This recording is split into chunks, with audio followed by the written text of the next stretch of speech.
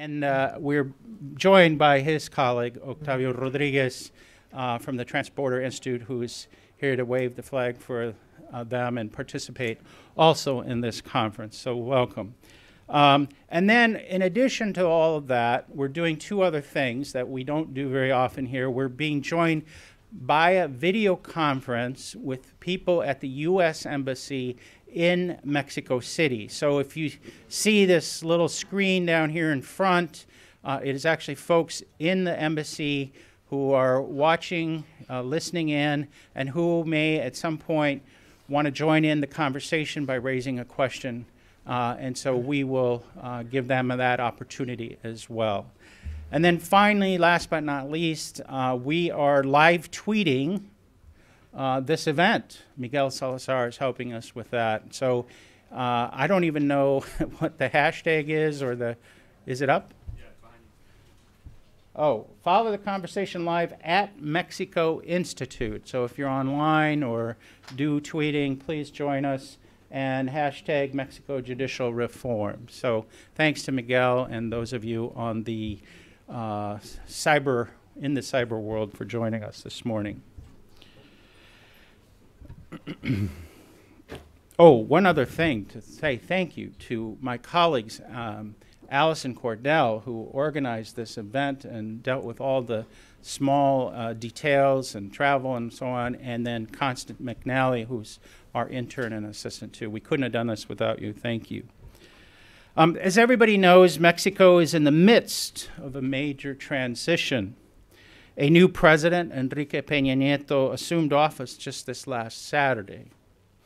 The political transition brings to a close the administration of Felipe Calderón Hinojosa, a period of renewed government commitment to confronting organized crime and drug trafficking organizations, but also a time of marked increases in violence and a dramatic surge in homicides, especially those connected to criminal activity.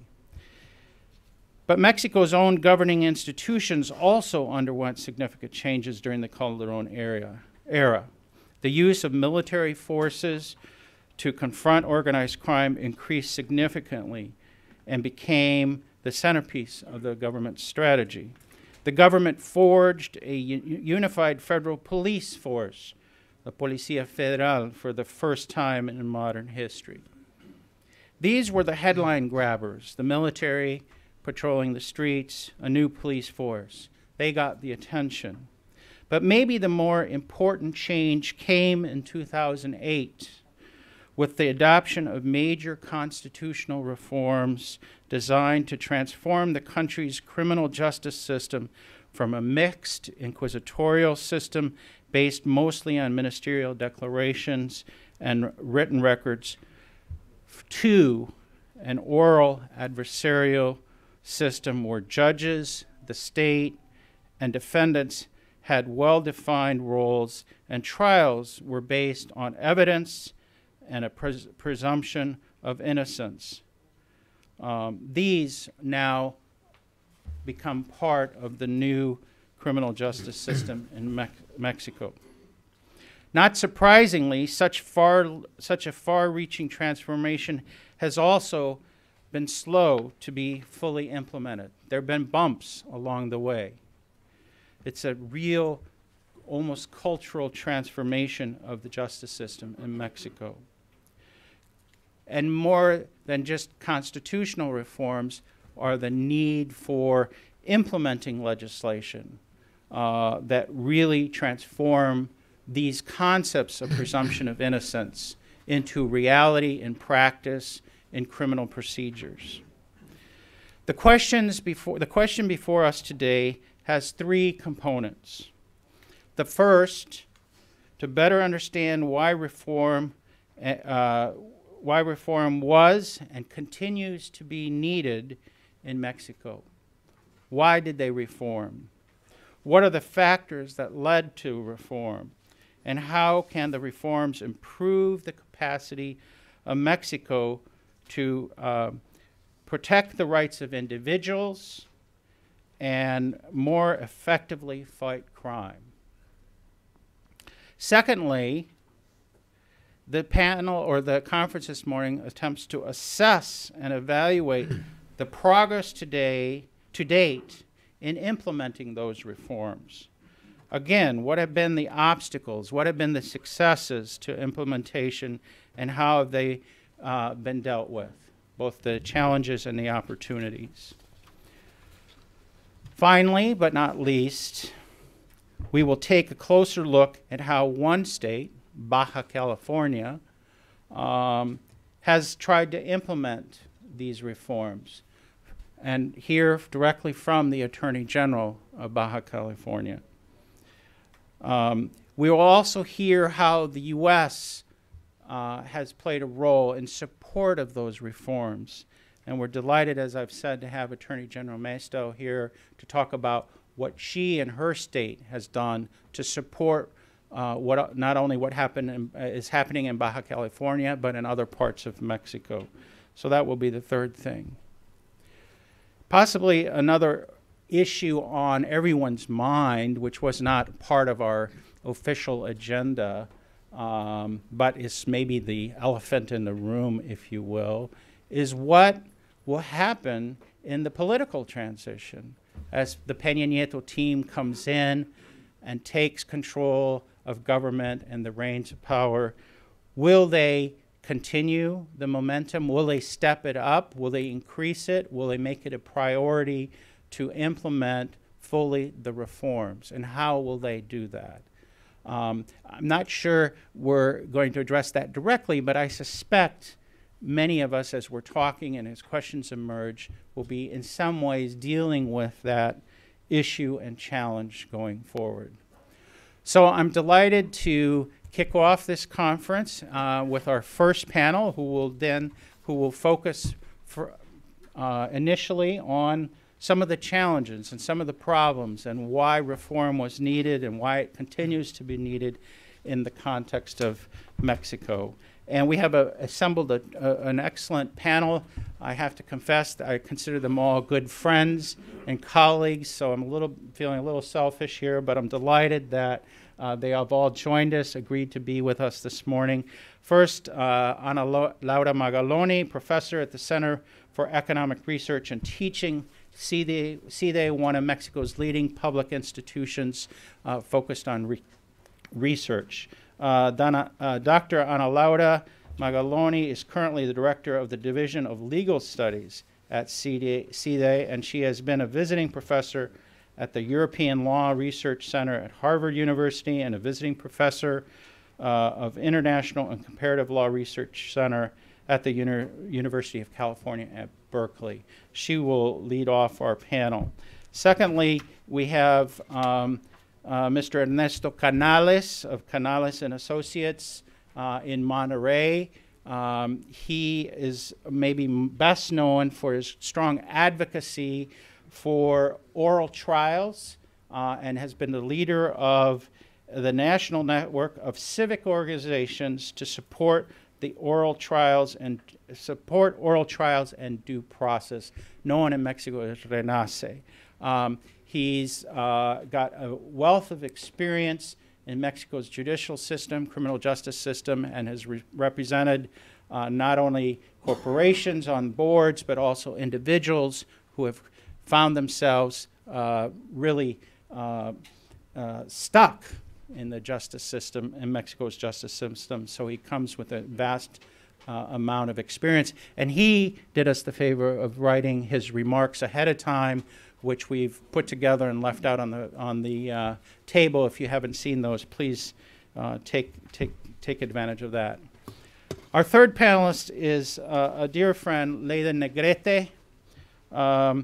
She's a producer, a lawyer, a student, a mother, you name it, and very successful at all of these. She has over 12 years of experience conducting empirical research on the criminal justice system in Mexico. Her work has been sponsored by the William and Flora T. Hewlett Foundation, the United Nations Office of the High Commissioner for Human Rights, and the World Bank. She's probably best known with her along with her husband as the producers, directors, stars of a documentary called Presumed Guilty, Presunto Culpable. This is a documentary that really shook things up in Mexico. I think I learned more about Mexico's criminal justice system in 80 minutes watching this documentary than I had in 20 years of study. So if you have not seen this documentary, I recommend it highly. It was won an Outstanding Investigative Journalism Emmy in 2010. It's the most viewed documentary in Mexico's history. A tremendous piece of work, both artistically and in terms of its content. So I highly recommend it. And as if she wasn't busy enough, she's also working on her PhD at the University of Berkeley. So great to have Leda here. And then last but not least, by any stretch of the imagination, is our good friend Diana Negroponte, a non-resident senior fellow at the Brookings Institution and a member of our advisory board here at the Mexico Institute, and also well known for her work on Latin America, on trade-related issues, on youth-related issues, focused not only in Mexico but also on Central America. She wrote a wonderful monograph on youth gangs in Central America a few years back, and so we're delighted to have you here as our commentator on this panel. So, And a lawyer. And a lawyer. And a lawyer on top of that. So thank you so much, all of you. Again, if there are people needing seats and so on, we have a few open on this side. Please come on in. Let's get started then with Ana Laura. You going to come up here? You don't have it.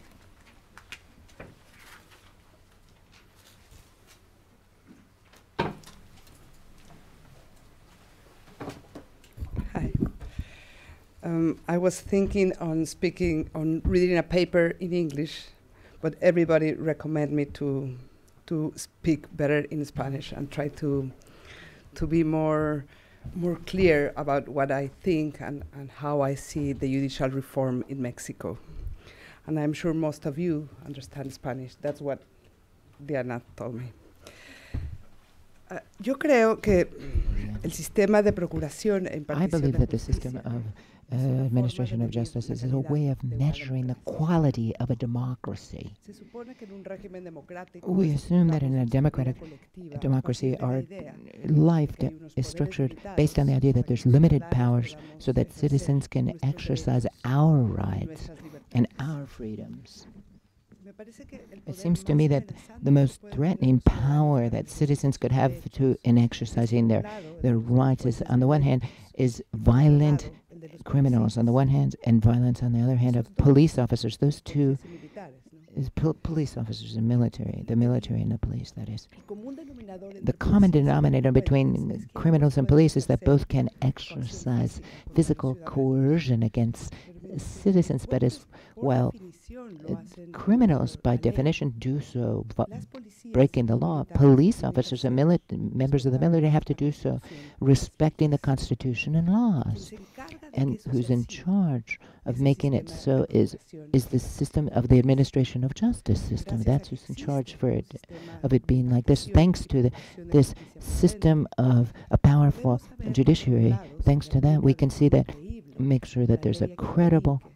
Pero por otro application of the law and enforcement. But on the other hand, the abuse of power, however, and when police officers and criminals are not, there's no difference between the two, but that also has to be punished. If the justice system does not work, such as in the case of Mexico, the line that divides violent criminals from police officers becomes blurry, and we start to lose one of the most important aspects of a democratic regime. And so that, therefore, the justice system reform in Mexico is very much about, particularly, a reform that's in the heart of rebuilding a democratic regime. The possibility for this regime actually takes root and makes a difference for citizens. On this opportunity, I'm going to speak of three things. First, I'm going to say, in a nutshell, I'd like to say what are the major problems with our system. That's the first thing I want to say. Then secondly, I'm going to explain why has the process of implementation of the reform since 2008 has not been totally successful. And thirdly, I would have to say, we're going to talk about the next administration, what it must be done by the Peña Nieto, what must be done by Peña Nieto with regard to this reform. Now, with regard to the problems, for many years I've been studying the judiciary and administration of justice system. I worked in the office of the public prosecutor. I always said, why is it things backwards? Why does it work the way it shouldn't? It's backwards, and nobody cares, and nobody realized that it was working backwards. It operated backwards. And what it was is that in the administration of justice system in the judiciary in Mexico, what it was is that the bureaucracies were sort of trapped, the old authoritative inertia, and in a context that's totally different in which they operated. There was very low crime in the past and great centralization of power. Those two components are opposite. High crime and decentralization is the opposite.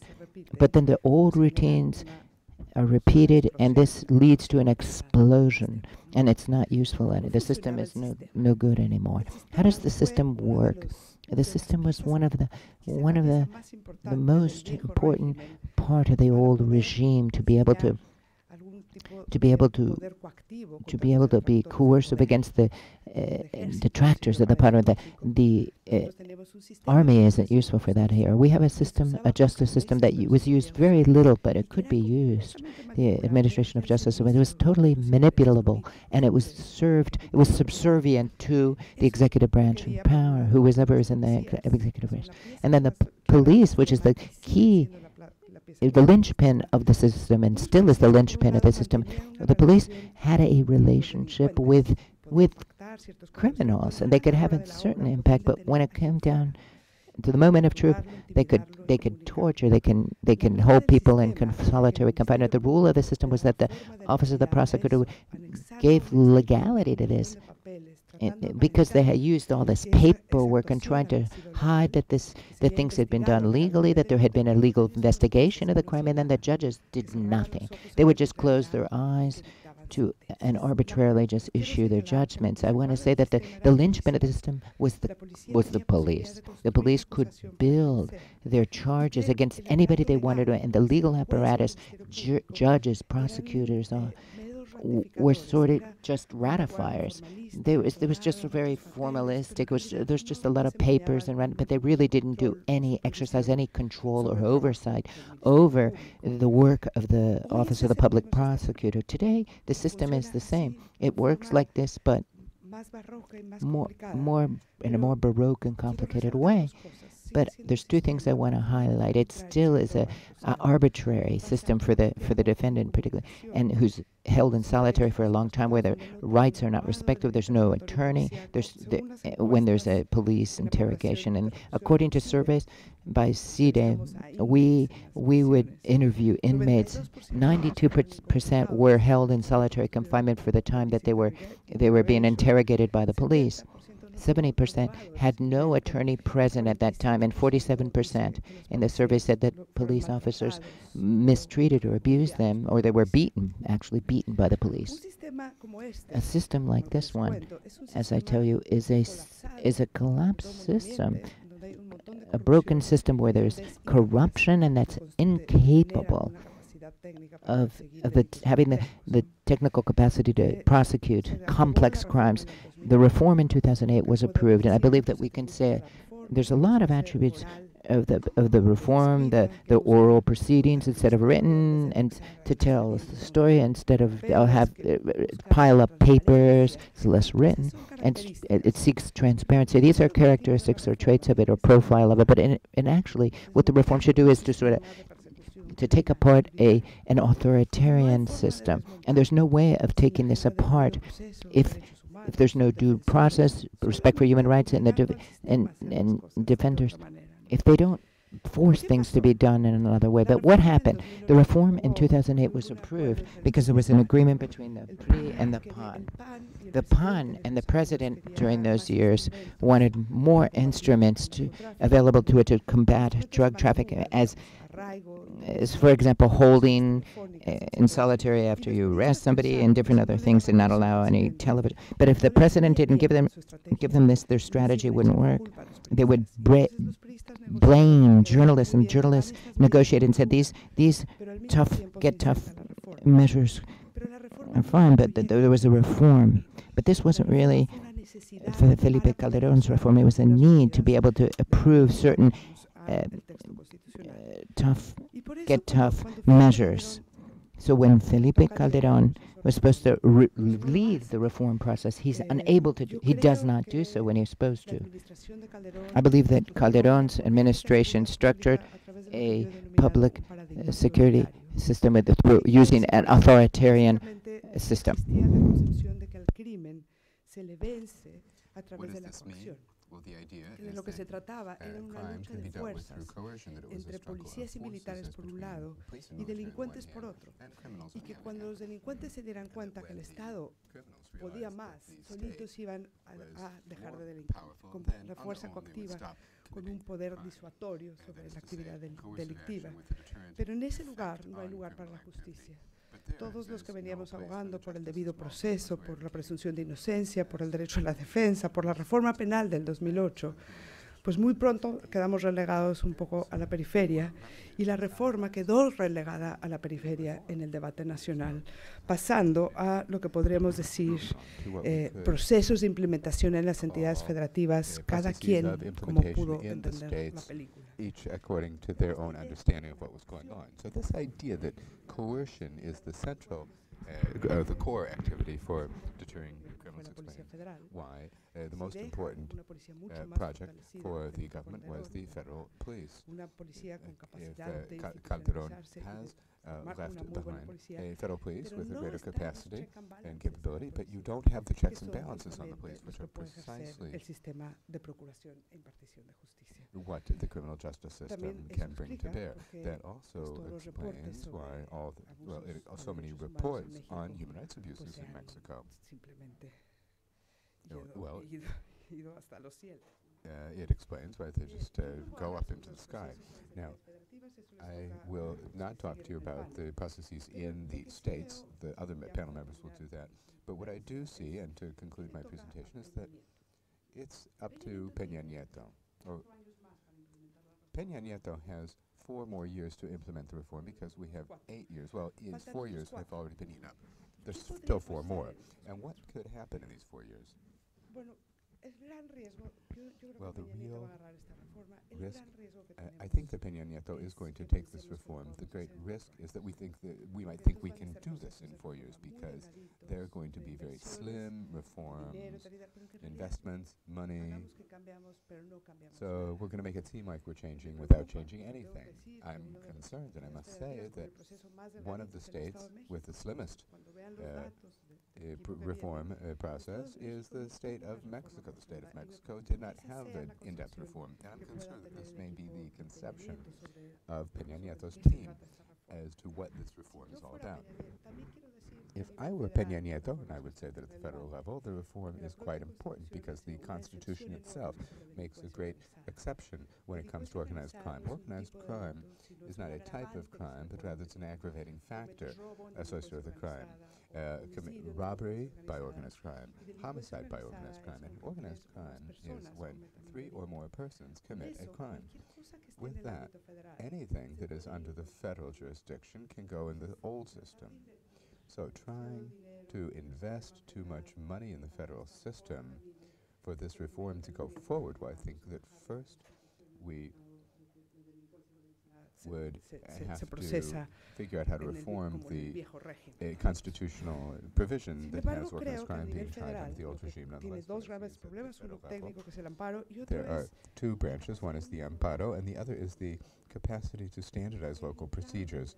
If there's clear leadership from the center, then we can put some minimum requirements that this reform has to have so that the reform not be so much different as between Oaxaca and Nuevo Leon, or that so that Chiapas can be more or less along the lines of Mexico City or the federal district. So there should be a minimum equalizing baseline. That should be the policy from the center. And second, depth. I would like to see a president who takes the most successful reform processes and takes them further, give them greater depth, and give them the possibility of undoing each of the foundations of the authoritarian criminal justice system. And there are some efforts that are much stronger than others. There should be at least 6 that are well founded, so that we can say in the future, it's not that there was a mistake in public policy, it's just that there were many failings in the implementation. But we have to be able to get to the point of saying that this is a public policy that can change an authoritarian criminal prosecution system into a democratic one. Thank you very much.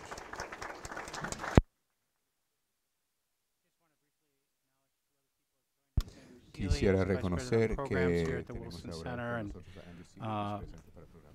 founder, creator of the Mexico Institute. So glad to have you here. And then our good friend Lázaro Cárdenas Batel, former governor of Michoacán, and associated also with the Wilson Center. Thank you for coming this morning. Don Ernesto, please join us.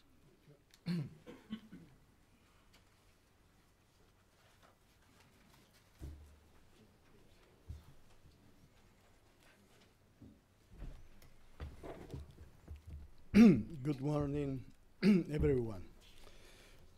Before I begin my remarks, I would like to thank the Woodrow Wilson Center's Mexico Institute for this opportunity to discuss Mexican criminal justice system reform. I will begin with a brief historical overview of how it was formed, where it stands today, and opportunities for future development. For more than 75 years, the judicial system in Mexico was subservient to the political system and for the benefit of a few. The concept of an independent judiciary, due process, and general fairness existed only on a very limited basis. Corruption ruled the process. In my view, the convergence of 3 elements created the foundation upon which the reform has begun: democracy, public dissatisfaction, and civil responsibility. The one-party political system of the past, dominated by the PRI, needed rules that could also serve for political control. Therefore, by law, numerous discretionary powers were granted to authorities to enable them, when deemed necessary, to criminalize practically any conduct or acts by anyone. As the PRI began losing power, the citizenry began to assume a more active role in public affairs. In particular, a group of civic organizations, motivated by disastrous experiences with the justice system, worked to transform the criminal justice system. An effective target was the absolute power of public minister, a prosecutor equivalent to a district attorney, to decide the fate of practically any criminal process. In the meantime, the violence from drug-related criminal organizations dominated parts of the country. The growing violence exposed the weakness and corruption within the criminal justice system. Hard evidence was not necessary for convictions, and the police were a neglected institution. For example, only 15% of victims reported crimes to the police, as they feared double or triple victimization. On the other hand, in 92% of cases, the confession of the accused was the only evidence used to obtain a conviction. Furthermore, more than half of those currently incarcerated had not actually been convicted of a crime. They were behind bars as preventive measure with no limits on time to be served. Less than 2% of criminals were actually convicted in a court of law. To create a new criminal system that is needed for the new democratic environment, a social movement was established to reform criminal laws. It required transparency of a system of oral trials. Different process to minor crimes to promote efficiency, and equal rights for victims and accused were also proposed. Public hearings for highly contested cases and preventive prison limited to dangerous persons were the main elements of reform. The underlying concept was to transform the police force as an institution. The new system required a professional body capable of producing evidence to obtain convictions.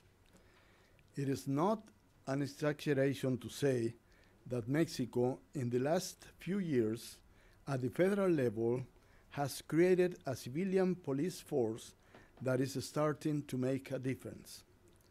States and municipalities have not yet adopted international standards, but are improving, some more than others. The oral trial system at present applies in larger states and is growing exponentially. However, at the federal level, Congress has not yet acted. Nevertheless, all the ingredients for success are currently present. It is important to point out that academics in the field have been a key factor in gaining public acceptance for these changes. New ideas, studies, and recommendations from the intellectual community have fused with the activism of civic work groups to create structural and legal change. A good example of this cooperative effort is, as was mentioned, the award-winning documentary film Presumed Guilty. The expose was directed by Laida Negrete, who shares this table, and her husband Roberto Hernandez. The film dramatically exposes the inequality, reality, and consequences of the failures of the current criminal process. It has been viewed by more than 10 million people.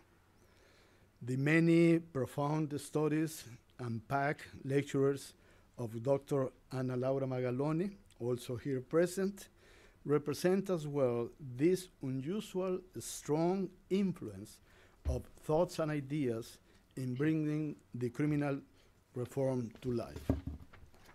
We frame the concept of the reform not as a war against corruption, but as a good versus bad rules. We have focused the public campaign of change by promoting into the applicable laws transparency, efficiency, and fairer rules as to bring the criminal justice system in accord with the new realities of Mexico. Also, we have framed our basic approach to reform as a needed tool to accelerate economic growth in Mexico. Our argument: an effective legal system must be in place to support this growth. We view judicial reform not only as a political agenda, but rather as a basic fundamental requirement for Mexico to compete in a global marketplace. We have avoided presenting the reform as being aligned with any particular political party. On the contrary, in the past presidential and general election, we positioned these changes in the platform of all three main candidates and parties, as well as in their respective candidates for Congress and governor. By building broad consensus in public opinion through work in many social spheres, we have made it politically acceptable for vast sections of the population to be in favor of the criminal justice reform. In summary, the Mexican criminal justice system has been broken, ineffective, deeply corrupt, and used as a political weapon for many years. The time for change has come. Much work needs to be done, but the positive transformational movement spurring on reform of the criminal justice system seems at these times to be irreversible. Thank you for your attention.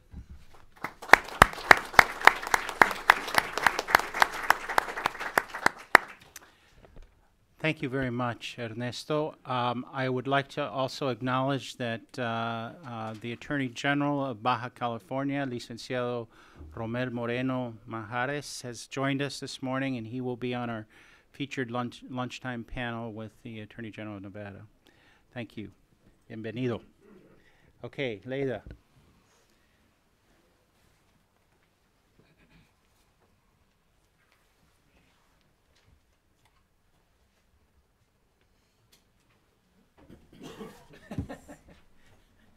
Presentation. Thank you very much for this invitation. I feel flattered and very honored to be in the same panel with Ernesto Canales and Ana Laura Magaloni. They both have been key for in the efforts to reform our system. And they are also figure as executive producers of the film we were mentioning before, Presunto Culpable. This was a film that was made with the effort of a big team. 2 years, actually in 2008, I was invited to this center to present about judicial reform in Mexico. And I brought the rough footage that I had from that later became Presunto Culpable. And it was this sort of anthropological video material where we would see the judicial proceedings going very, very slow and really being able to witness where there was like no real trial, in the sense that there was no possibility of contradiction and debating the evidence that was brought by the police accusing a defendant. So the defense lawyer was unable to challenge that police view, and that is actually the system that still prevails in the vast majority of the Mexican territory. So let me Here. Just the right one. Goes fast. Yes, I'm going to start by the end of the presentation. Actually, this is one of the images in Presunto Culpable. This is a rather typical courtroom in Mexico. This is a defendant, and as you see, he's behind bars. He's our protagonist in Presunto Culpable.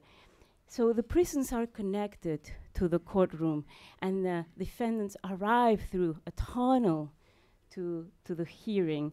And what they see is actually, this is the courtroom, and right at the back here you see the public, right? The public is rather close, but they are unable to hear anything that is happening during the proceedings. Actually, the defendant himself is unable to hear with clarity what is going on in the hearing. There is glass, but it's a very noisy office, and for the American context, it's almost like a DMV office in a bad day. So what you see is a very, very informal environment where you have, this is the actual hearing where they're in desks, they're reading, they're pushing papers here and there, they have dot matrix printers. And in this case, for presunto culpable, we were so lucky to have the judge present in the hearing. This is striking for most observers of the Mexican system, that we have trials without a judge, that the hearings can develop without a judge. Because a judge will read later the file and the transcription of the hearings and will decide accordingly. So the next picture is actually not during the shooting, but on a regular day. And on a regular day, we have the defendant, as I was saying, behind the glass. This is the other perspective. And we have the judge here in his office, as he normally is. So during the hearings, you have the clerk or secretaria de acuerdos over there sitting down, conducting the hearing, and the judge in his classroom. In this particular court, they have two places where hearings can be conducted, in this side and in the other side of the judge, like right at the back here. And what you have is simultaneous hearings with more than one defendant per trial. So when we saw this, Roberto and I, and actually it was unknown for us, even being lawyers, how procedures in the criminal justice system were being developed. And when we saw this, we really wanted to show this to the rest of the country. And that's why we did this Presunto Culpable as a movie. And we really struggled to make it a movie. Instead of being an obscure documentary or an academic document, we struggled to make it something that would be seen by the general public. And we allied and we teamed up with many, many partners that I cannot mention here, professionals of the movie industry. Cinépolis, who was key, is probably the fourth largest theater company in the world, and it's a Mexican company. Thank you. If you move around, you better talk on that one. I move too much. And so, with the aid of Cinépolis and with our partners, we released Presunto Culpable in 2011. And our surprise was that after 2 or 3 weeks of being in theaters, Presunto Culpable was in the top 10 list of movies seen. And as you see here, we had The Black Swan. We were at the same time that we were released exactly the same week as The Black Swan and The King's Speech, and we were beating them both. And in this top 10 list, there were only Hollywood movies. So we were able, with a Mexican movie and a documentary, to be able to break through and release this as a drama. And really, Presunto Culpable, Presumed Guilty, runs almost as a telenovela. And we deliberately made this, but at the same time, I think we achieved the result of making the general public aware of how was the criminal justice system and and some images of what there is and what needs to be changed. We were very fortunate that after a few weeks of being in theaters, a judge banned the movie in Mexico. And we were lucky because this was an injunction and there's an ongoing constitutional case where the main question is whether a trial is public. How public is it? And can you videotape it or not, right? Very interesting question that hasn't been answered before. But the injunction, what it gave us was that people rushed to theaters and then piracy just skyrocketed, and Presunto Culpable suddenly, while we were struggling with 300 copies here and there in the main cities, Presunto Culpable was sold by pirates in the Guatemala border and like from north to south, east to west, in every little corner, as the movie that the government didn't want you to see. So we really estimate. And finally, the final cherry in the pie was that Televisa took the movie and broadcast it in Channel 2, the telenovelas channel, reaching 13 million viewers in one night. And so we estimate that probably 10% of the population in Mexico has seen this movie. And I like this idea because, as Ernesto was saying before, when we are conjuncting academic work with creativity and art and new ideas, is that the reform has an impulse, very particular impulse from civil society. I don't think the constitutional amendment of 2008 came from any state leadership or any federal leadership. I think this idea that we need to change the way we adjudicate cases in criminal cases, and the way we have to reform actually the whole procedure of investigation, comes from the academia and citizens like Ernesto, who is a corporate lawyer, was feeling that this is a key thing for the country and for the democratization of Mexico. So let me go back now, because the points that I want to do here is that the reform has a very, how much time do I have left? 10 minutes? Wow. Okay. The reform has this very clear and visible item, which is the trials, the oral trials, as they're called in Mexico.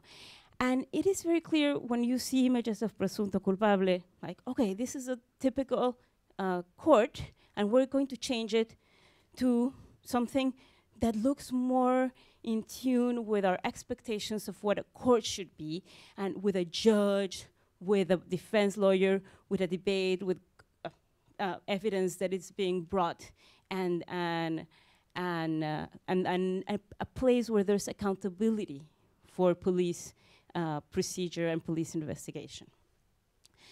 But there's another part which is less talked about, and I think it's a very key component of the reform. And that's why I call my presentation the keynotes of successful judicial reform. There is this component of violence, crime, and how to deal with it.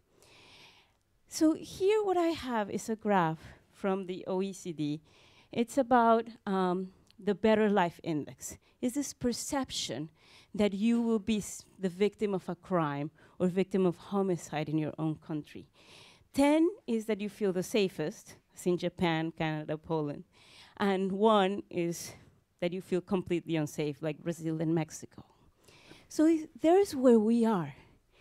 And this is the most felt component for citizens in terms of the criminal justice system.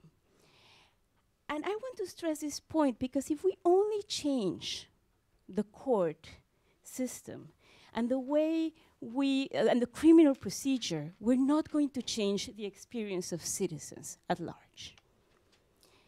And so the 3 key components that I think we should bear in mind for whoever is implementing this reform is that reformers have to focus on violence first, that they have to focus on state efforts, not on federal efforts, and third, that it needs to be at the early stages, an emphasis on the early stages of criminal investigation. So violence, state, early stages. And why? Because violence is really the main concern for citizens. This is a map for homicides in Mexico. And you see, violence is not monochromatic in the country. And we have places such as Chihuahua, where it has cities that are more violent in terms measured as homicides per 100,000 inhabitants, more violent than Afghanistan. But we have whole states as Yucatan that is like Switzerland in terms of homicide, in terms of violence. And it's a very different picture with property crimes, right? So violence, property crimes. So it's not crime in general that we're concerned about. It's violence. And the problem is that we haven't taken the effort to measure with a lot of care what is the kind of violence that is occurring in Mexico. And strategically, what is the violence that the criminal justice system can reasonably tackle, right? So this is a graph from the World Justice Project, and it's the data from 2011. The thing that it shows here, and I'm sorry it's not complete, is GDP in a country, GDP per capita. And here in this axis is the effective criminal justice system. So there seems to be, of course, the association of more money, better system, and this is a regression line. But when we plot all the countries, Mexico is right here. It's relatively rich, but very ineffective in its criminal justice system. As Liberia, as Bolivia. So there is a disinvestment in terms of our system, and this is historical. And of course, it was very convenient politically, as Anna was saying, but this is sort of the gap, that we need to breach. And I'm going to start probably with the policies, when I was saying early stages, probably the policies that seem relatively simple, but that could start making a difference. And it starts with the reporting mechanisms. Ernesto was saying that only 15% of crimes are reported. Yes, this is a global rate. But again, we have to struggle again to be very precise in what kinds of crimes are reported in what rates. Robbery, which drives the statistic, because it's probably a quarter of all crimes committed in Mexico, is reported to the police 13% and to the Ministerio Público 6%. By the way, this data is from CIDE, and it's only for the metropolitan area. And I'm taking this victimization survey because it's one of the few that is distinguishing between these two institutions. And this is the first point I want to make. When CIDE asked people whether they reported the crime or not, they said they did report to the police, but they don't report to the MP. And unfortunately, for those who are not familiar with the Mexican system, in Mexico, the only way of reporting a crime officially is the MP, which is actually an office. This is really the DMP office, where you have to walk and report your crime in person. Very, very few states are starting to receive internet reports, but this is fairly uncommon. 95% of crimes need to be reported like this. So this is the door, the point of departure. But unfortunately, this system that has been in place since colonial times was not informed to the citizens. So citizens, normally like a reasonable expectation, think they have to call the police and access and report their crimes to the police, but it's completely useless.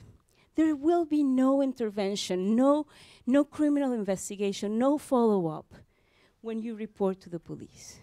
Citizens didn't receive the memo with the instructions that their complaint or their expectation that the police will intervene was not in place.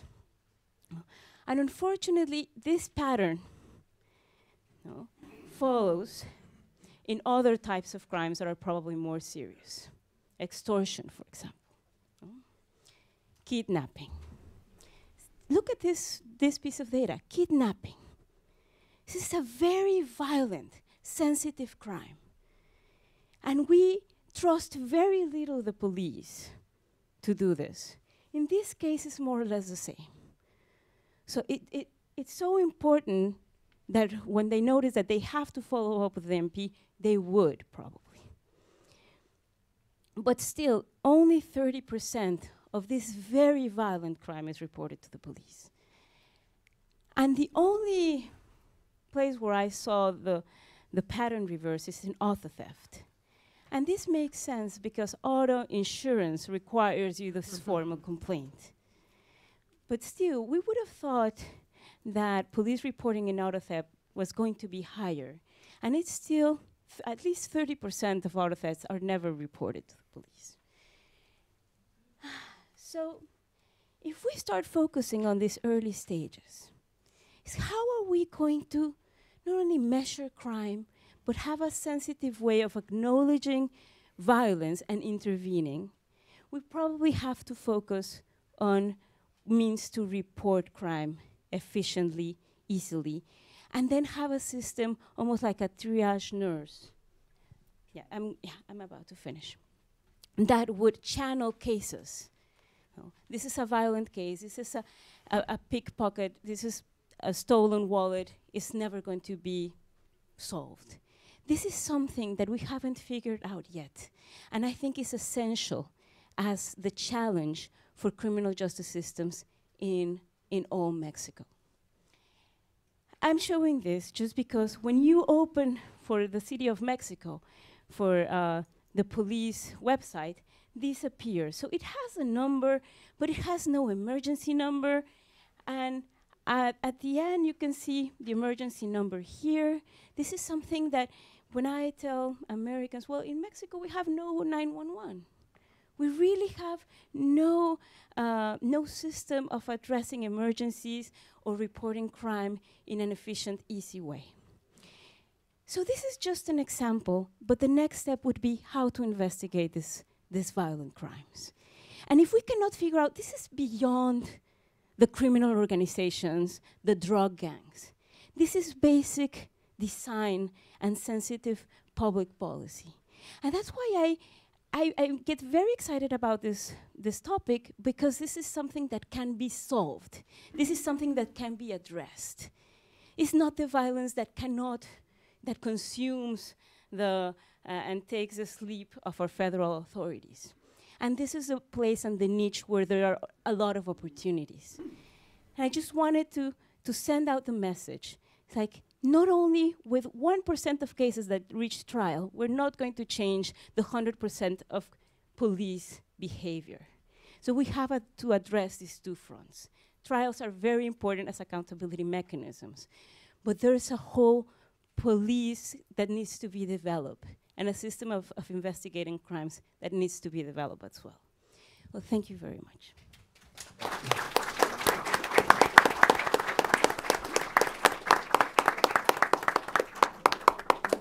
Okay, thank you. Diana, you're welcome to stay where you are or move over here. You come over here.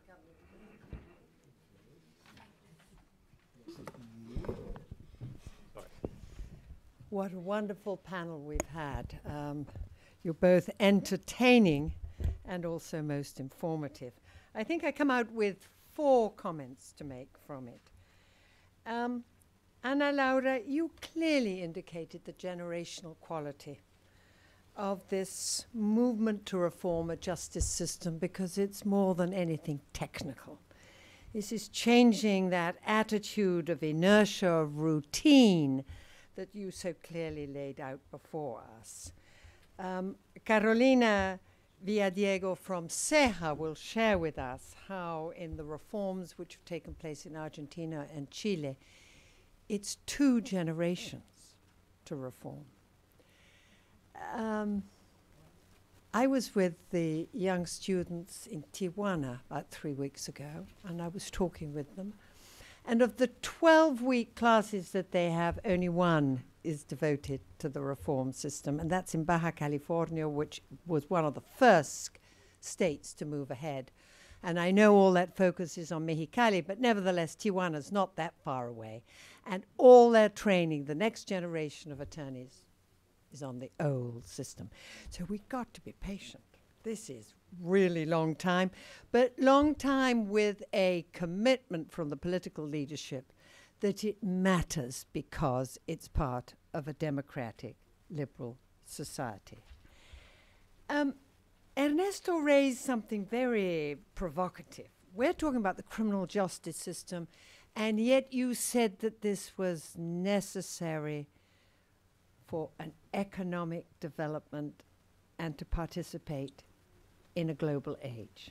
So you brought in that economic aspect into criminal justice, which suggests that whether we were into money laundering or fraud, we're not just talking about criminals on the street. We're talking about something much bigger, about organized crime, corporations carrying out illicit activities, which require the state to act with legitimacy, credibility, and the capacity to exercise power. Now, that power was challenged by Ana Laura, who said excess use of power by the military and by the police has produced the abuses. So these are issues of balance.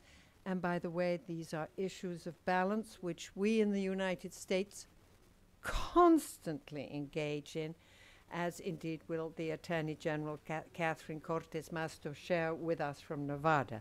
This is an ongoing process.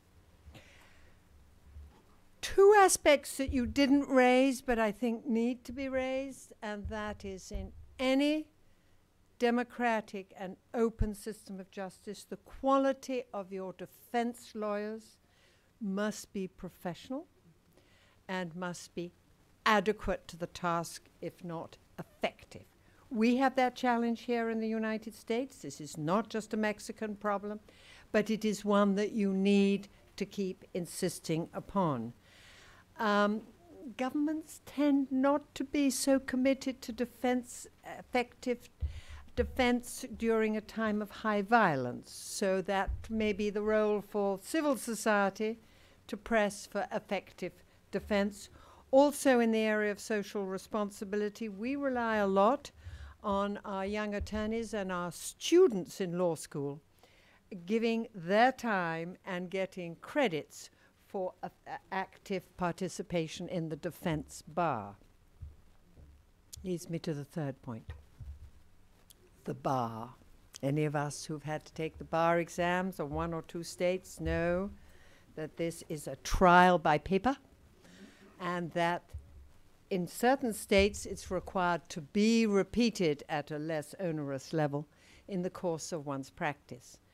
But it does establish an association of colleagues who have the authority to judge your competence, and if there is fraud or negligence, it is initially your own association of lawyers who determines your right to practice. It is a very severe sanction for us. To be denied to practice means you lose your income from that practice. And so I would suggest that as fellow lawyers, you consider in Mexico introducing an association of lawyers based on states so that you can take into account the cultural differences and the focuses of each state. But that does provide some assurance that your lawyers are actually going to do the job and not just take the fee and then be off.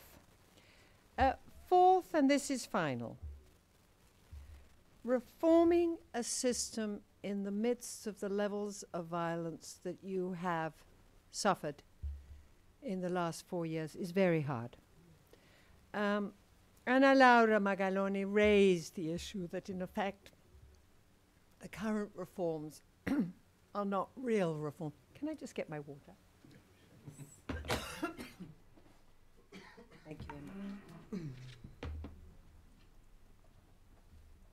that the current reforms may be another way to exercise mano dura. And certainly the arraigo, or pre-trial detention, for 40 days with a further extension of 40 days, is a matter of concern. But recognizing that in the midst of violence, citizens are asking to take suspects off the street. It's a reality. And if this reform is going to go forward with all the elements that these three professional experts have shared with us, we have to assure citizens that the reforms mean that they will be safer and that the state will be fairer to all of them. And that's my telephone going off, so I have to leave this podium. Thank you, Diana. Thank you, Diana.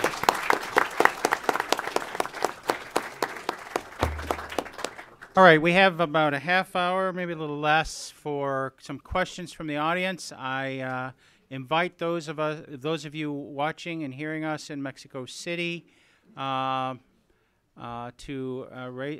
can ask a question as well. I'm not sure how you're set up on the ground. We'll take a couple here until we get that all figured out. But Don Miguel Basañez and the gentleman across from him, Alison Miguel here. If you would just identify yourselves for the audience and those online, that would be great. Miguel Basáñez, quiero preguntarle a los panelistas, Miguel Basáñez de Fletcher School, si alguno de ustedes ha calculado any of you have calculated how much the current system in Mexico costs and how much it costs to have the new one, the modern and reformed system would cost or costs. Jim Michael, soy consultor en desarrollo internacional. Two things that I've observed in other countries that have been going through this transition, which has been going on in Latin America for many years now. One is already one, Eric, that you alluded to and others have alluded to. That is the tendency of popular reaction to reform to turn negative when the requirement that conviction be based on evidence produces an acquittal because they're used to the person who is arrested going to jail. And when their judge says, no, the evidence wasn't there, that produces a negative reaction. It's something that has to be taken into account, I think, in sustaining the reform of managing that expectation that decisions will be based on evidence. On the other hand, what I've seen in some countries that has worked very well gets back to this point about dealing with this early in the stage. Countries that have established victim reception centers where people can go and they don't have to go on the internet anonymously or not knowing if anybody is going to respond, but they can go and there will be perhaps police, perhaps a prosecutor, perhaps somebody from social services to deal with the problem that the victim has. And the victim is not a lawyer, the victim is somebody who's been hurt.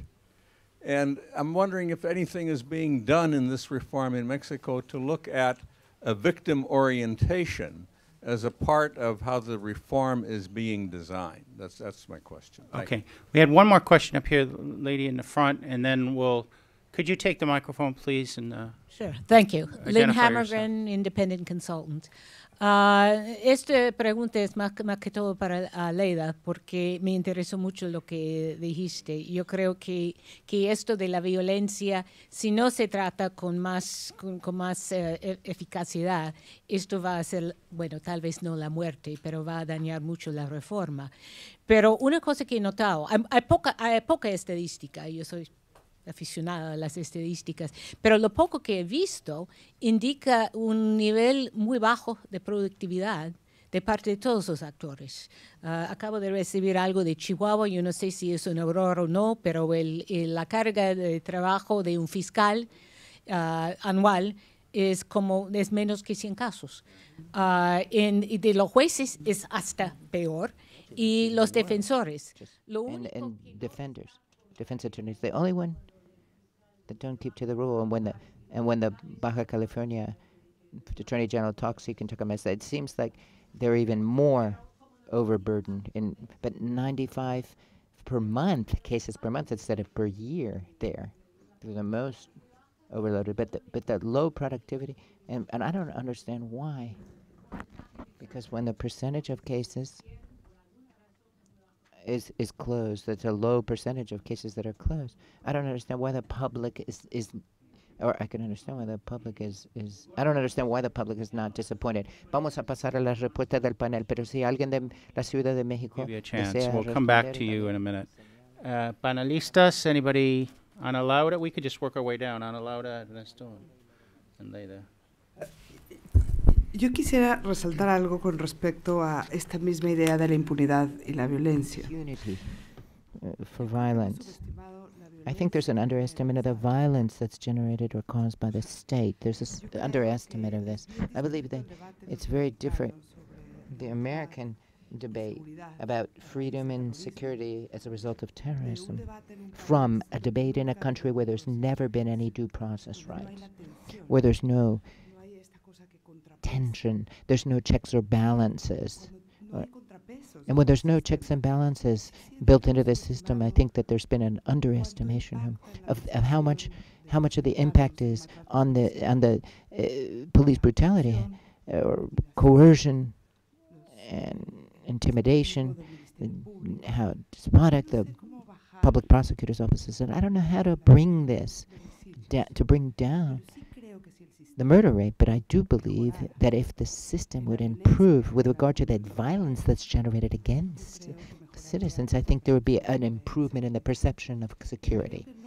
And I believe that you cannot build a professional system that one day could dispose of murders and things like this if you don't base it on something very basic, that police officers are not criminals. I think that the first stage of the reform has to be very focused on the violence that's generated by our own authorities, by government officials, to be able to move on to the level of effectiveness in criminal prosecution. I think we have to, the first stages of the reform, I believe, I think is part of the, I think it's just this, otherwise the reform process will stop and it's dead in its tracks. It will not move on. I think that these authoritarian practices, I think, are if they prevail, that's what's going to happen. Ernesto. Thank you. I'd like to refer to the cost, the question about the cost. Indeed, there's been calculations or estimates about how much the reform could cost this creation of the new system. However, we must recognize what is the point of departure. If we compare it with the cost of an inefficient system with a lot of failures to it, it's not a comparison that makes any sense to engage in. But if we compare it with a system that requires important changes like the ones that have been mentioned in the police force, but I think these changes are required in the old and the new system. And we have to talk about the cost of the reform, I think, it doesn't make any sense. And it's the same with other aspects or sides to the problem. In addition to these comments, the calculations or estimates that have been put forth, in my opinion, still have not been validated or corroborated by panels or experts to rest assured that what we're talking about here is that these numbers make any kind of a sense. Another aspect is whether the country has enough resources available to be able to actually cover these costs, and then that brings us to another type of balance, point of balance. What does it cost to have 50% in our jails, 50% of the population of innocent people? How can you compare what that means ¿Qué cuesta que los procesos What does it se cost tarden for 6 meses, proceedings un año y take medio, 2 six años, 3 6 años? years, 1 year, 5 years, 2 No se years, tenga control sobre 5 years? eso. There's no control over how long the proceedings, Costo criminal de proceedings take, que or the los costs delitos menores of se misdemeanors, tomen en su resolución what they take to be meses en disposed vez of. de Sometimes they días. take months to be disposed of Entonces instead of es una or cuestión que adjudicated tiene que instead ver of con days. tener So una this is visión del something. problema This is en what we have to nuestro take país. into account. Ahora, We have to look at the whole respecto al picture of comentario the de problem. Now, la with regard to the defensa comment pública, with regard to public defenders, efectivamente, sí es un indeed, tema this is integral de la reforma y es a algo que integral part of que se reform, trabaja and mucho. No lo mencionamos aquí, pero we por don't eso mention it here. no quiere decir que But that no sea doesn't una parte. mean that it's Puedo not. We haven't mencionar, mentioned it, por but it's not. ejemplo, Doesn't mean it's not el part of it. For nivel example, we can mention de excelencia que the ha level of llegado a tener la defensa excellence pública that en public algunos de los defenders estados, in Nuevo 2 León, states. en el caso Nuevo de León is one, prefiero Baja but I California, prefer and en Baja donde California, los jueces where the recomiendan judges a los recommend acusados que to the la Defensoría defendants Pública to porque use the saben office of the mejor public aplicar defender because they're la better prepared, better trained than the private attorneys. They actually, so retraso there has been a delay, casi an por parte de la institutional abogacía delay with regard to the a profession of attorneys in Mexico, or the preparar corps of en attorneys, serio to seriously para begin prepararse a atender este tipo de preparing asuntos. themselves to Y deal sin with embargo, la these type of Defensoría matters. And Pública however, the Office of the Public Defender has broached this and begun this process. No sé dónde empezar. I don't know where to Creo to que start. esta parte believe that de tener más Part of datos having acerca more del desempeño de las data or autoridades statistics with regard to the authorities' performance is absolutely basic and essential to us. But actually, we need statistics about everything. To prepare myself for this talk here, I've realized there's no debate about the count of homicides. There's a lot of differences in from justice statistics and health statistics. This is common to happen, but in Mexico, it hasn't been. These points have not been honed and refined. The last survey that INEGE conducted, there was an effort by ISESI. They changed the survey questionnaire last year, and every year they change the questionnaire, and so that makes the statistics to not be comparable over time. Since 1994, which is when we had our first crime crisis, and there was, in some cities, there was a huge 2-digit crime rise in crimes reported. So therefore, I'm not satisfied with the statistics that we have available to us since that time. But precisely, that's where I believe there should be accountability and emphasis put with the authorities. What are you doing under what's the cost and how efficient it is? Because the costs, they can increase, but what is clear is that there's huge inefficiency in our system today with regard to police per capita. We have more police per capita than other democracies, and Mexico City has a huge amount of police officers. And what's a good idea would be to have there be a third more paid and better trained would be better, or prosecutors that have less of a work burden. But all this institutional redesigning that must be done has still yet to be decided upon and defined. And Guillermo Cepeda, who's here, has gathered the most data. Guillermo says it in jest, but they call you to ask the authorities to ask about their own data. They don't even know because there's such a difference, and it's hard to find data, the statistics. And they're dispersed all over. And Guillermo's the only one who's engaged in the monastic test since 1997, I believe, or 1995. Since 1995 or 1994, where the first crime wave started. Maranquano is about this data that's hidden, and to bring it together, to bring it all together so that they can be consulted and be used. So this is part of this business about the cost has a lot to do with the efficient use of resources, and no question. Going back to some of the points that I wanted to make, which was to focus on violent crime in the states in the first stages in the early part of the procedure. So how to take care of the victims, that's easy, that's basic. Violence could happen against against the defendants, but also the victims have to be taken into account.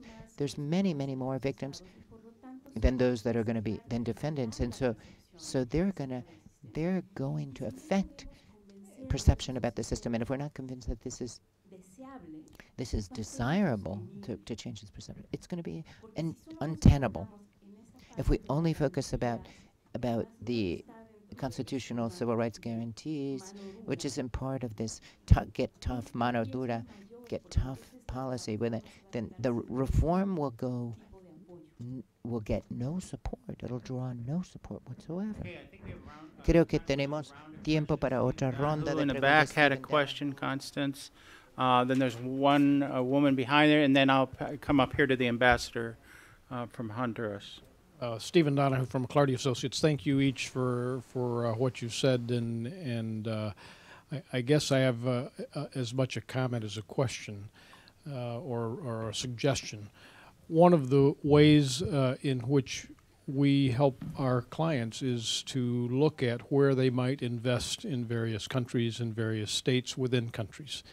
And the ability to get justice is clearly a factor that investors consider when they're looking at where to take their investment, where to put their factories, where to put their warehouses and assembly facilities. A suggestion is that as you look to try to engage with the new government, to look at continuing the reforms and ensuring that this justice reform actually does take place, is to find the data that you were speaking about that not only talks about the data on violence and the impact on people, but the data on the cost of violence and the lack of justice on business. Because when businesses are having to spend 8% of their profits to secure their warehouses or their trucks or their facilities, or they're having difficulty because they can't attract and retain talent because of the violence, that has a direct impact on their decisions about whether or not to invest in a place. And that's not just a country, but that's a state versus another state in Mexico. I mean, the country has the attractiveness of geography close to the U.S. market, but each state is different, and the numbers in each state affect the decisions on investment. Thank you. The woman behind you.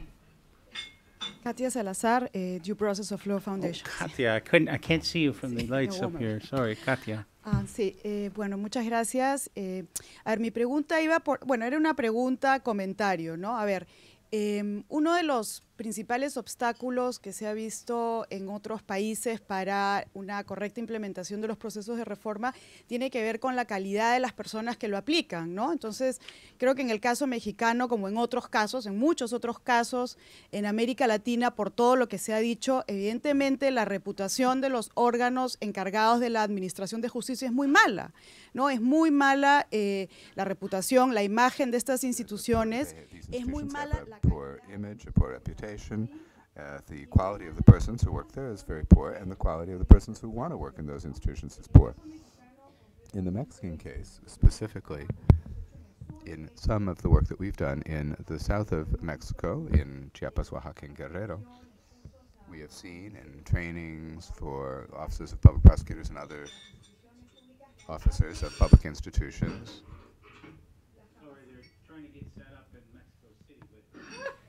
That moving that laptop is pretty loud here. Están intentando organizarse en México, pero están haciendo mucha bulla acá. The level of capabilities in relation to basics, such as legal argument, basic principles of law, is very limited. So the lack of capability on the part of current staff, and the fact that working in these institutions do not attract the best people, but the worst people, and this is clearly an obstacle to proper implementation of a system which is very good in theory, but as I say, it needs to be implemented by real people. So I want to know what is the new system, or What is the thinking in Mexico in relation to further implementation of the reform on this? Gracias. Hay una pregunta de Twitter, una pregunta del DF y luego el Brief, embajador. we'll run Entonces, through this quickly. Miguel, did you want to read us the question from Twitter? Sure. This is from Guillermo Noriega. It says, I would like to know more about the impact of reform on budgets at the state level. The state level, okay. Mexico City. Sí, buenos días. Saludos allá, Morning. especialmente a mis amigas y a Greetings, particularly to my friends on the panel. I am Alejandro Ponce Leon. Yo tengo una pregunta. I have a ¿Ustedes creen realmente question. que la delincuencia organizada Do you really think tiene that que tener un régimen de excepción? organized crime has to have an exceptional regime? Aplicar Or todos los principios del sistema should acusatorio. all the principles of the accusatory system be applied to it? We all know, and Ana Laura said so, La negociación un poco fue esa, ¿no? that the negotiation was more or less Sacar that, régimen de excepción a la to have a delincuencia sort of organizada, exceptional regime for organized crime, quitando principios básicos del sistema acusatorio, removing la inmediación o la presentación de certain la basic prueba principles of the en el accusatory juicio. system, including immediacy and presentation of evidence at ¿Qué trial. opinan? ¿Creen que What do you think? definitivamente sí deba tener un régimen de excepción la Do you delincuencia think organizada? No that puede ser organized procesada crime por will este sistema. continue to have an exceptional Y si en regime? dado It's caso not possible to prosecute it fuera through así, this porque system, tenemos el caso de and if los so, estados donde for example, la we delincuencia are organizada ya no familiar se with puede considerar como tal, porque es un tema que states una where facultad organized crime can't be federal. considered as such, or can't Si creen be dealt with que because it's now under mientras federal se logre jurisdiction. implementar el sistema, sería bueno hacerlo Do you think that while the new quizás system en is una being medida, implemented, it would be a good idea to sacar do what Baja delitos California que tienen did to some clara extent, which is to relación con remove crimen crimes that organizado, are como clearly el related to organized secuestro, crime, such as kidnapping, de el nuevo sistema por lo pronto, from por lo menos the durante new su system, etapa at least inicial de implementación, during y its posteriormente, initial digo, implementation probablemente consolidación. stage, Pero, and probably during the stage of pero consolidation. tomamos esta decisión, Well, o we al menos el constituyente tomó esta have made this decisión, pero decision, ustedes at least the realmente creen que va a Constituent ser Assembly así, did so, but do you o think that no it tiene should que be haber so? una diferencia? Claro que tendrá que Or haber should unas there not be especiales, a pero difference? no un régimen de excepción Maybe como certain el que special se measures, supone but que not se an crea exceptional para la delincuencia regime, which I organizada. believe has been created for organized crime. Muy bien, la última pregunta, señor embajador, por favor. Muchas gracias, Jorge Hernández, embajador de Honduras. Thank you very much, Jorge Hernández, No sé si en ambassador of el Honduras. segundo panel vamos a I don't know if we're going to have an opportunity on the second panel to hear from where Mexico stands at this time in the area of criminal investigation. The three panelists made reference to this issue very quickly. But I'd like to know if they could tell us where we stand in Mexico in terms of criminal investigation and what is the interaction between criminal investigation and the judicial reform efforts that we've been discussing this morning. Muy bien. Una vez más, podemos ir en orden. A mí me parece que el tema de capital humano es uno de los It temas seems to me centrales that the human capital y un buen proceso de is one of the implementación key tiene que issues, and a good implementation process has to try to detect who has the capability to be recycled in the reform, so to speak, and who does not. How most important, how can you have a career civil service that can attract better and better cadre? For me, human resources are at the core of the reform, and I do think that only with a career civil service and an institution that becomes an attractive institution in terms of for people who are graduating from law school, well, can be successful. The paradigm, well, I was very struck by seeing the Chileans. The Office of the Prosecutor in Chile has the best graduates from the law schools, and it's a prestigious place to work. How do you achieve that? Well, I think it's a complicated mix of ingredients, but if you don't take into account that it's not just a question of having the best possible administrative systems and performing the codes appropriately, it's the people who are going to make the difference. You might have an imperfect code or administrative systems that are not so good, but if you have people who want to work, who have put on their shirts and want to be there, well, that I do think is at the core of it. And as Diana Negroponte was saying, well, it would take 2 generations. We're not there yet. But you need to try to shore up the reform in that direction. In terms of budgets, On the next panel, there will be a discussion of exactly what the investment was at the local level. In terms of the exceptional regime, there is a tension. If you know how to resolve the crimes and you have the capacity to investigate, or if you need to take them out of circulation, as Diana says, and if that would make people feel safer, I think that accepting there being an exceptional regime, however large or small, means that there would continue to be an authoritarian regime for prosecuting such crimes, and that's the decision. And I would also say the model hasn't proven to be very successful. So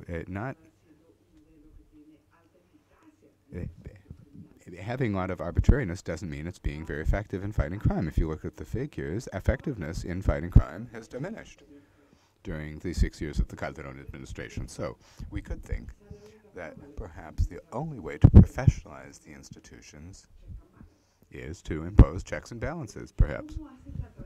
But how can you make the transition from one model to the other when crime is so high? I think it's complex.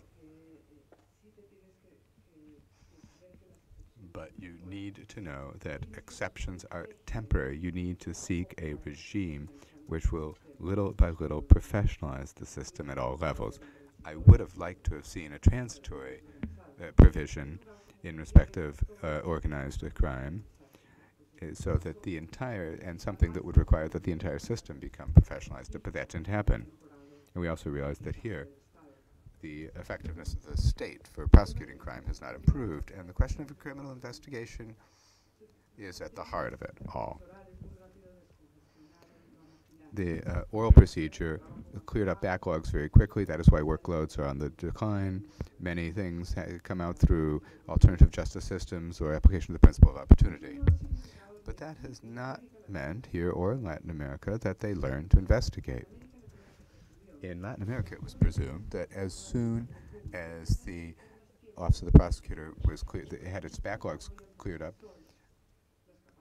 that investigative capacities would be shored up. But investigative capacities are not necessarily improved because there's less of a workload. And as far as I know, and this is the work of CEJA, the question for Latin America is how can one generate investigative capacity? They don't know how to do this. They've never known how to do this, and it's time to develop those capabilities. No system other than the Chilean one, according to the statistics I saw at the last seminar, has genuine investigative capabilities.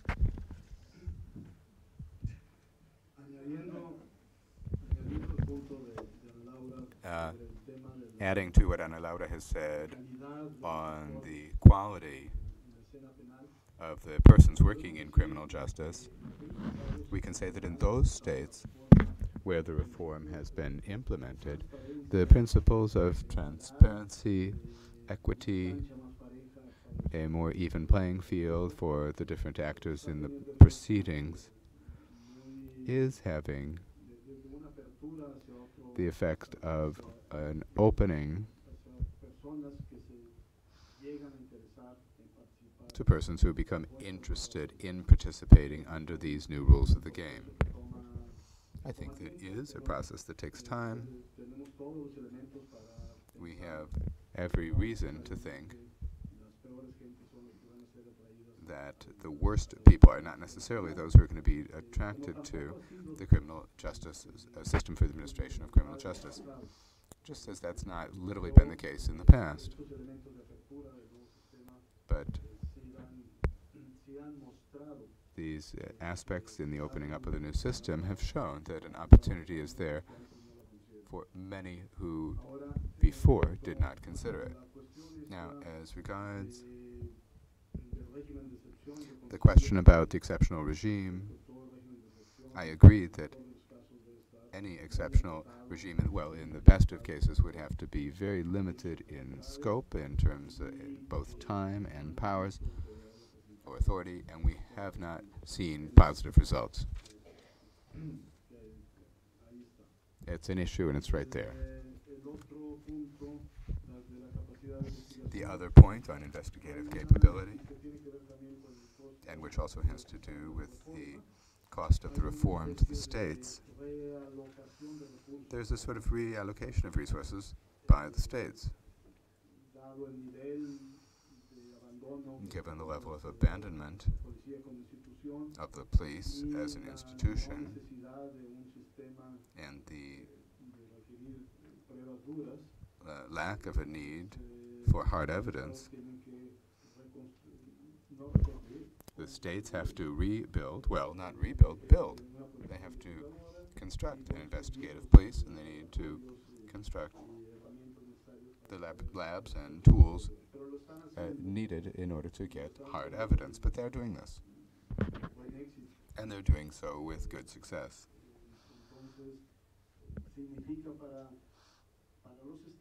So for the states, it means addressing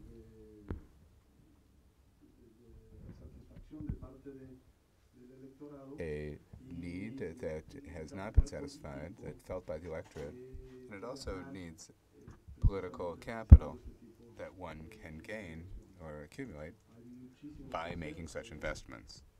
A great deal remains to be done, but I do think that we're headed down the right path, and this is shown by those states that have already adopted the reform.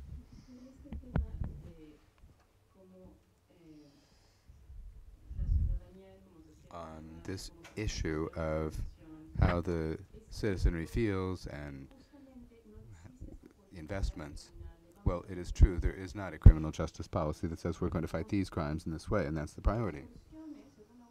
Extortion, according to the last survey by the National Statistics Institute, is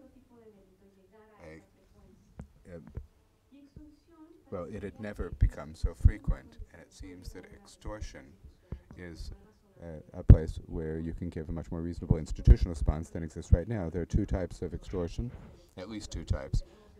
By telephone, where they say, we have your husband kidnapped, we've kidnapped your husband, bring us such and such money, and these are false, but many people fall victim to these ploys anyway. And the other is that which in business, in the style of the Italian mafia, they visit businesses and they ask for a monthly quota, and they do this recurrently. That is where, it seems to me,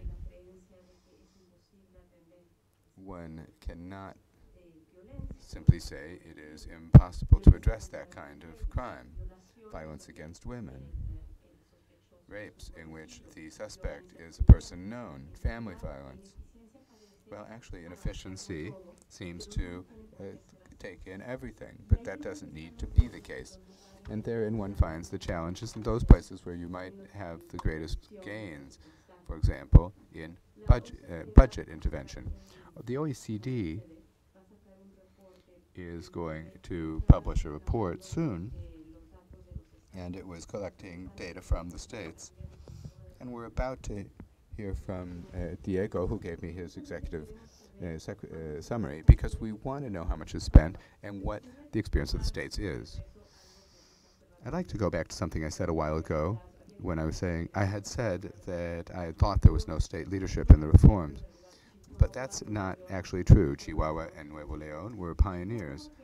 And Chihuahua, which is the case that I knew in greatest depth at one time, had, in the first stages, said, how are the police going to respond to the call? What is the information to be collected? How is the information on witnesses to an incident going to be collected so that they can be contacted anew? And just to conclude, when we think about investment, both of external assistance and investment in Mexico, there are two kinds of investment. One is spent, that which is spent on the current system as is, more patrols, more weapons, more police. And that's the predominant strategy in Mexico, and the federal budget went to the clouds in public security. And the state participation is quite high, but it has nothing to do with institutional redesign in that part. So external and domestic assistance would have to be geared to that capacity to generate new environments, because when you have new environments, we'll also have new conduct reforms of behavior. You can't just take a judge from the old system, put him in this system, and assume that they're going to act appropriately or perfectly. You have to change. The new institutional context is going to be as important, or if not more important, than education. That's my response. Un aplauso para los panelistas.